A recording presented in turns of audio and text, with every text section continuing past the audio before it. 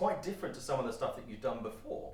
Yeah, I think the humor of the show, it's on one level it can play as a very, very, very black comedy when you're dealing with a guy who is a psychiatrist whose motto is eat the rude and calls his victims free range rude. There's a wit to that. So it is comedic on some level, but it's very, very, very dark.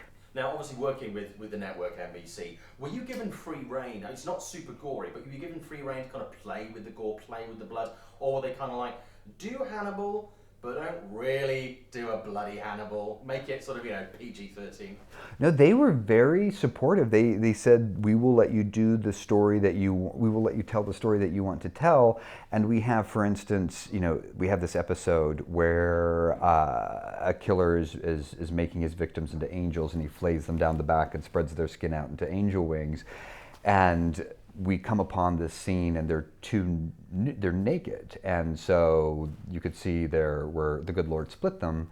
And the standards and practices note was, okay, we're fine with the graphic imagery of their exposed spines and muscle tissue, but we can't see the crack of their butts. So you have to do something about that. And I said, well, what if we just covered them with blood? And they said, okay. So it was this kind of, I think, as the American contradiction of sex is bad, but violence is okay. And it's a lot with Hannibal himself as well. Obviously, it's kind of like this level of decency where things are fine and things aren't fine, and the things that are fine are still a little bit effed up.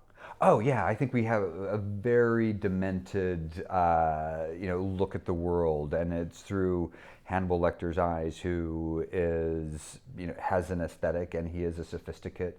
So his idea of effed up is going to be very distinct. Now, you must have a